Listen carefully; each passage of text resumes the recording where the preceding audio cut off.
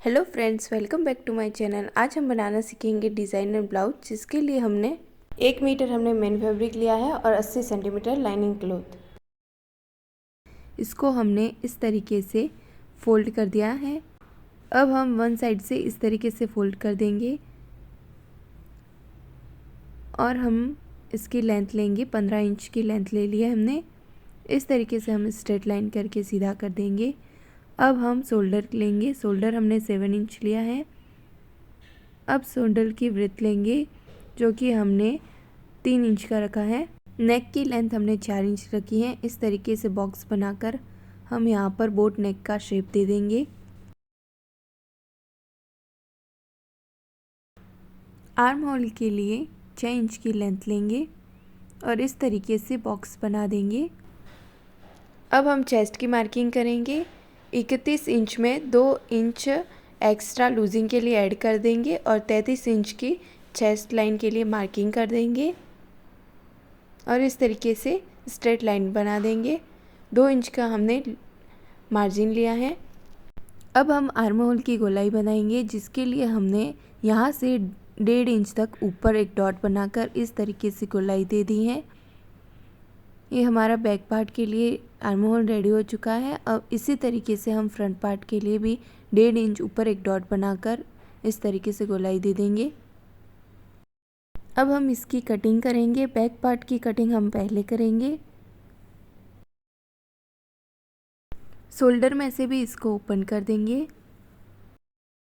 सबसे पहले हम 3.5 इंच की दूरी पर एक मार्क कर देंगे और इस तरीके से 5 इंच ऊपर एक डॉट बना दिया है। इस तरीके से हमें यहाँ पर स्ट्रेट लाइन करके मिला देंगे और 1-1 इंच की दूरी पर दोनों साइड इस तरीके से मार्क कर देंगे और इस तरीके से एक ट्रायंगल का शेप बना देंगे। अब हम इस तरीके से आर्म होल के बीच में मार्क करके इस तरीके से गोलाई करके इसकी कटिंग कर देंगे।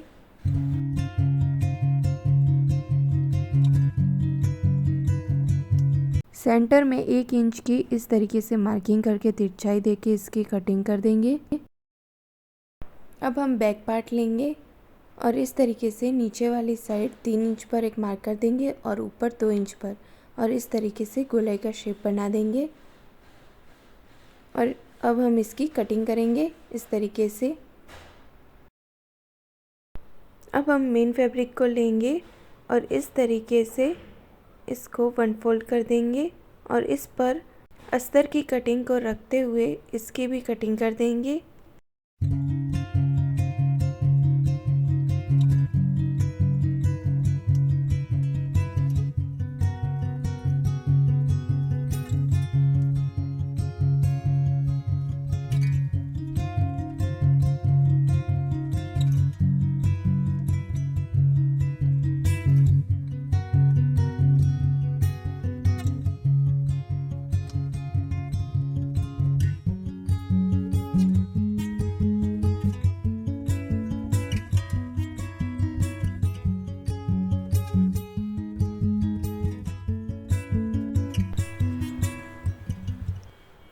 अब हम बचे हुए कपड़े को इस तरीके से 1 फोल्ड कर देंगे।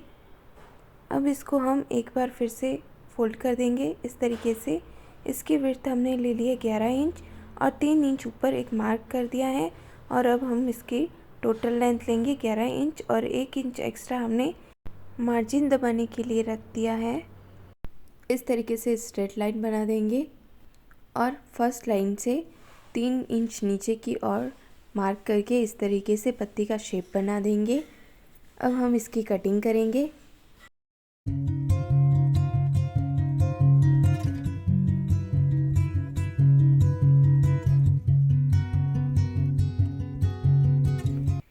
फ्रंट पार्ट के लिए 1 इंच का डीप दे देंगे और इस तरीके से 2 पार्ट की कटिंग कर देंगे। अब हम अस्तर वाले पार्ट को लेंगे और इस पर मेन फैब्रिक को रखते हुए इस तरीके से पिन की हेल्प से इसे अटैच कर देंगे और अब हम इसे सिलाई करके इसे जॉइंट कर देंगे।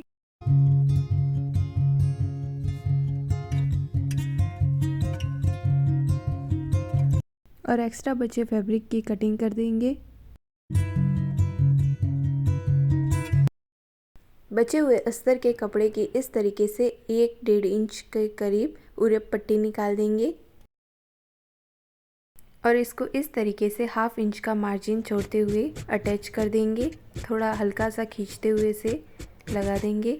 अब हम इस पर छोटे छोटे कट लगाएंगे ताकि ये आसानी से फोल्ड हो सके। अब इसके ऊपर एक सिलाई लगा देंगे और इस तरीके से 1/2 इंच अंदर की साइड मोड़ते हुए इस पर एक और सिलाई लगाएंगे।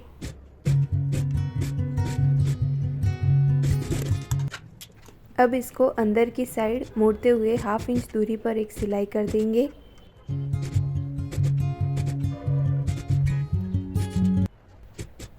इस तरीके से हमारा नेक बनकर रेडी हो चुका है। अब हम दूसरे पार्ट को भी इसी तरीके से अटैच करके जॉइंट कर देंगे। इस तरीके से अब हम इस पर रखते हुए इसको भी जॉइंट कर लेंगे।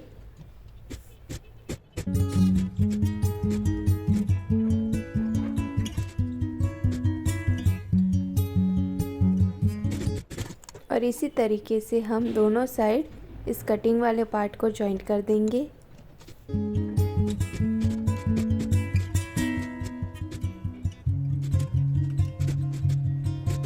इस तरीके से हमारा फ्रंट पार्ट रेडी हो चुका है। अब हम बैक वाले पार्ट को लेंगे और पिन की हेल्प से इसे अटैच कर देंगे और 1/2 इंच दूरी पर इस तरीके से एक सिलाई लगा देंगे और यहाँ तक सिलाई करके हम छोड़ देंगे। अब हम इस पर छोटे छोटे कट लगाएंगे और इस तरीके से कॉर्नर निकालते हुए इसे फोल्ड कर देंगे।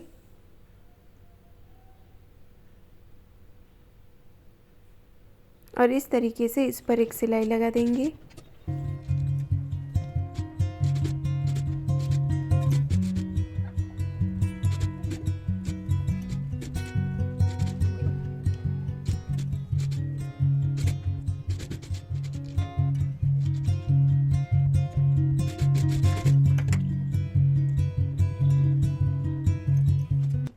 और इस तरीके से पिन लगा के इसे चारों तरफ से जॉइंट कर देंगे।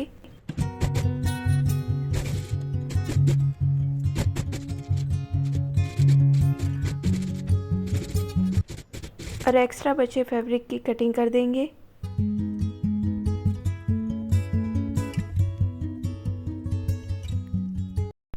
और इस तरीके से एक उरप पट्टी कटिंग करेंगे और इसको नेक पर 1/2 इंच की दूरी पर इस तरीके से मार्जिन छोड़ते हुए अटैच कर देंगे और इस पर एक सिलाई लगाएंगे। इस पर हम छोटे छोटे कट दे देंगे और इस तरीके से 1/2 इंच अंदर की तरफ मोड़ते हुए इस पर सिलाई लगाएंगे।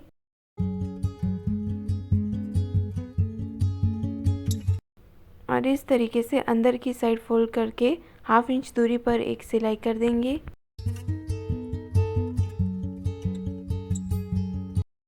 इसी तरीके से हम दूसरा पार्ट भी रेडी कर लेंगे और इस तरीके से एक दूसरे पर रखते हुए 3.5 इंच की दूरी पर एक कट लगा देंगे और यहाँ पर हम टक्स बनाएंगे।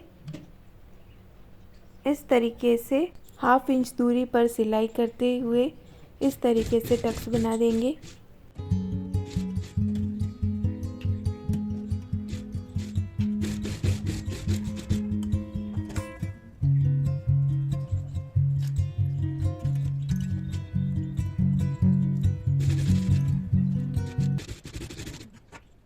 इसी तरीके से दोनों साइड टक्स लगा देंगे।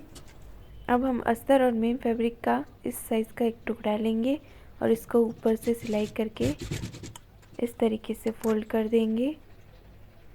अब हम एक साइड से इसे अंदर की तरफ मोड़ते हुए इसके ऊपर बैक वाले पार्ट को रखते हुए इस तरीके से सिलाई करके अटैच कर देंगे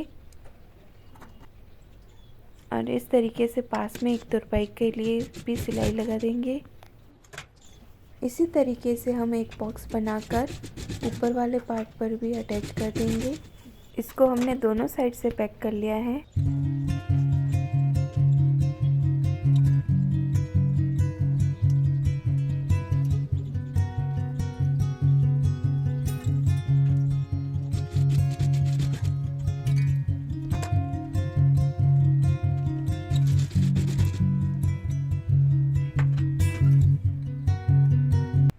अब हम फ्रंट वाले पार्ट को लेंगे और इस पर बैक वाले पार्ट को इस तरीके से रखते हुए शोल्डर अटैच कर देंगे।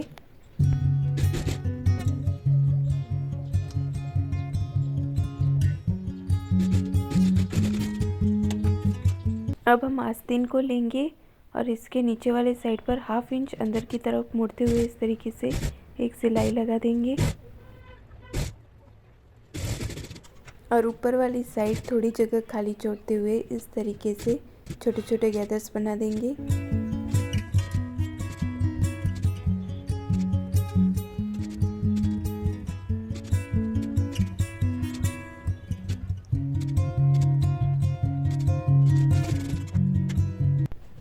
इस साइज़ का इलास्टिक लेकर हम बॉटम में अटैच कर देंगे। इस तरीके से खींचते हुए इस पर सिलाई लगा देनी है।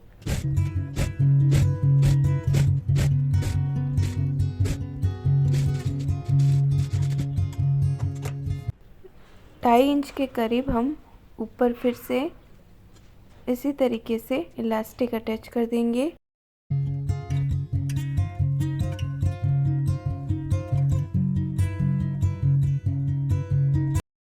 और 2.5 इंच ऊपर एक बार फिर से इसी तरीके से इलास्टिक को अटैच कर देंगे।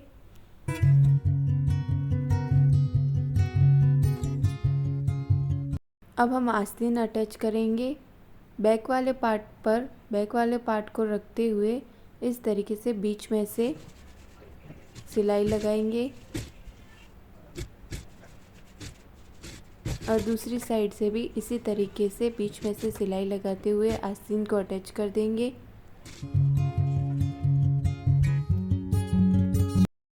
इसी तरीके से दूसरी साइड भी आस्तीन अटैच कर देंगे।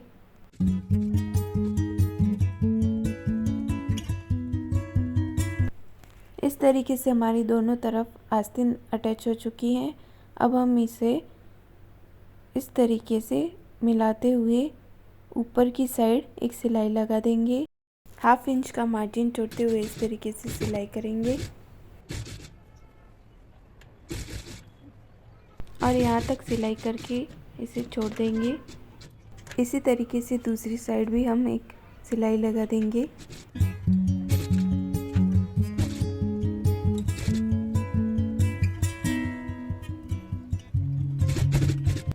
ब्लाउज के बॉटम में हम पट्टी अटैच करेंगे। इस तरीके से 1.5 इंच चौड़ी एक पट्टी ली है और इसका 1/2 इंच मार्जिन छोड़ते हुए इस तरीके से अटैच कर लेंगे और इसके ऊपर एक सिलाई लगा देंगे और बैक वाले साइड में इस तरीके से 1/2 इंच अंदर की तरफ मोड़ते हुए पूरे में सिलाई कर देंगे।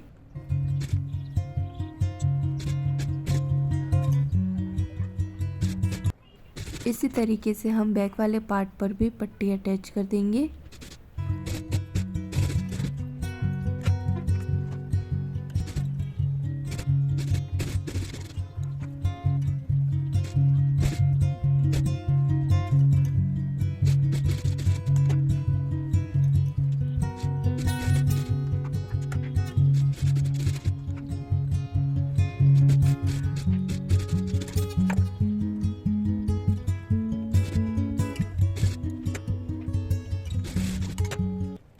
अब हम दोनों पार्ट को इस तरीके से पैक कर देंगे।